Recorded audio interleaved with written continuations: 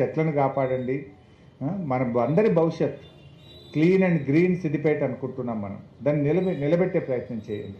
పొట్లాలు కట్టి ఖాళీ ప్లాట్లలో పడేయకండి, చెత్తను ఇంటి పక్క పూట పడేయకండి, ఫస్ట్ ఫ్లోర్లోకి వెళ్ళి కింద చెత్త వేయకండి, రోడ్డు వెంబడ చెత్త వేయకండి, డ్రైనేజీలలో చెత్త వేయకండి.